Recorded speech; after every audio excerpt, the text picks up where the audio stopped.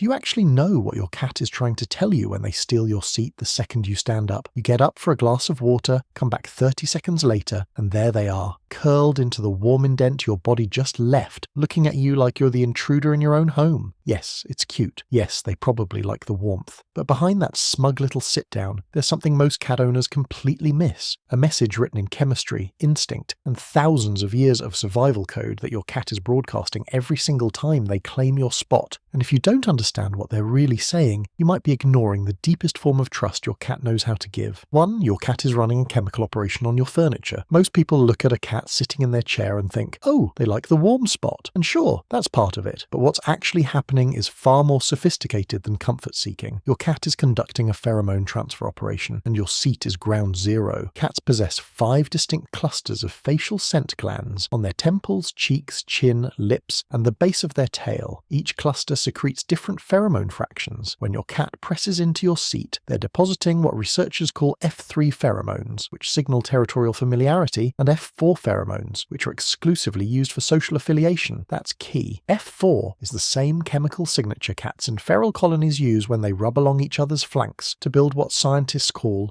a colony odour. A 2004 study published in the Journal of Feline Medicine and Surgery by Crowell Davis, Curtis and Knowles documented this behaviour in free-ranging cat colonies and found that allorubbing, the mutual exchange of scent between cats, is the primary mechanism for maintaining group identity. Cats don't do this with strangers. They don't do it with threats. They do it with family. So when your cat sits in your chair and presses their face into the cushion you just warmed, they're not stealing your spot. They're mixing their scent with yours to create a shared chemical identity. That's not theft. That's your cat writing both your names on the same lease. And what happens when that scent starts to fade? That connects to something even more startling. But we'll get there. 2. Your living room feels like winter to your cat. Here's a number that changes everything. A cat's thermoneutral zone, the temperature range where their body doesn't have to spend energy heating or cooling itself, sits between 86 and 101 degrees Fahrenheit. Yours is between 64 and 77. That's a gap of over 20 degrees. Think about what that means. You set your thermostat to a comfortable 70 degrees, and to your cat, that feels roughly equivalent to you living in a room set to 50. They're not just a little chilly, they're physiologically uncomfortable most of the time. This isn't a quirk, it's ancestry. Domestic cats descend from the African wildcat, Felis sylvestris libica, a desert-dwelling predator whose body evolved for heat retention, not cold tolerance. Your cat carries that thermal blueprint in every cell, and when you stand up from your chair, you leave behind a surface heated to roughly 90 to 98 degrees, a pocket of warmth that sits right inside their comfort zone. Your cat doesn't steal your seat because they're being rude. They steal it because, in a house calibrated for human comfort, your body heat is one of the only things that makes their world feel right. And the cushion you just left? It retains that warmth for 20 to 40 minutes depending on the material. To your cat, that's not a chair, that's a survival resource.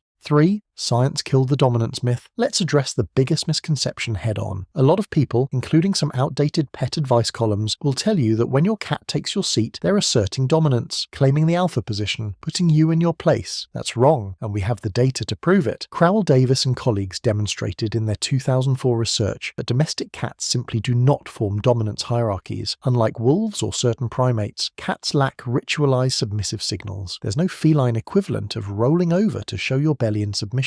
When a cat shows their belly, that's actually a display of trust, not surrender. What cats do instead is far more interesting. They timeshare. Multiple cats in a household will use the same chair, the same sunny spot, the same perch, but at different times. They leave pheromone markers that function like chemical timestamps, telling other cats, I use this space in the mornings, rather than this is mine forever. Your cat isn't dominating you, they're scheduling you. And honestly, that's way more impressive than simple dominance. Dominance is brute force. Timesharing is intelligence. 4. You're a colony of 2. In the wild, feral cats don't live as solitary loners. That's another myth science has dismantled. When resources allow, they form matrilineal colonies, groups of related females who raise kittens communally, groom each other, and sleep in shared nesting sites. Crowell Davis's fieldwork showed that cats within these colonies develop preferred associates, specific individuals they choose to spend time near, groom, and share warmth with. Your domestic cat has mapped this entire social framework onto your household. You are their preferred associate. Your chair is the communal nesting site, and when they curl into the spot you just left, they're performing the exact same proximity-seeking behavior that feral cats use to maintain family bonds in the wild. That's not a behavioral accident. That's thousands of years of social evolution being directed at you. Every time your cat claims your seat, they're performing a behavior that kept feral kittens warm, kept colony bonds intact, and kept families together through harsh winters. And now they're doing it for you. 5. Not anxiety, attachment. A 2020 study published in PLOS One found that 13.45% of domestic cats meet the behavioral criteria for separation-related problems: destructive behavior, excessive vocalization, inappropriate urination. That's real separation anxiety, and it's more common than most owners realize. But here's the critical distinction. Seat stealing, in the vast majority of cases, is not a sign of anxiety. It's a sign of secure attachment. A landmark 2019 study by Vitale, Benker, and Udell, published in Current Biology, demonstrated that 65.8% of cats form secure attachment bonds with their owners, using them as what psychologists call a secure base for exploration, the same way human infants attach to caregivers. A securely attached cat doesn't panic when you leave the room. They seek comfort in what you left behind: your warmth, your scent, the shape of your absence, and they wait. An anxious cat destroys things. A securely attached cat goes to your chair. That's not neediness. That's an animal who trusts you enough to believe you're coming back. And in a world full of things that could threaten a small predator, that kind of trust doesn't come cheap. 6. The seat is a love letter you can't read. Remember the open loop from point 1. What happens when the scent starts to fade? This is where it all comes together. A 2025 study by Miari and colleagues, published in PLOS One, confirmed something remarkable. Cats can distinguish their owner from a complete stranger using smell alone. They showed distinct behavioral responses to familiar human scent: shorter investigation time, increased rubbing, a kind of chemical recognition that researchers describe as a multisensory feedback loop. Your cat knows your scent the way you know a loved one's voice. But here's what makes seat stealing so profound. Research has shown that owner scent alone doesn't fully reduce a cat's stress. They need physical proximity or residual body heat to activate the secure base effect. That's why your cat doesn't curl up on a shirt you wore yesterday. They want the chair you left 10 seconds ago, because it still holds your warmth. It still feels like you're there. Think about what that means from your cat's perspective. They're an animal descended from solitary desert hunters, creatures hardwired for independence, for self-reliance, for trusting nothing but their own reflexes. And yet, when you leave the room, this animal's first instinct is to go to the exact spot where your body just was and press themselves into the ghost of your warmth. Every wild instinct they carry, the vigilance, the independence, the 1,000-year-old suspicion of everything that moves, gets overridden by one thing: their bond with you. That's not a cat stealing a chair. That's a cat choosing you over 10,000 years of evolution telling them not to. So the next time you come back and find your cat in your seat, remember,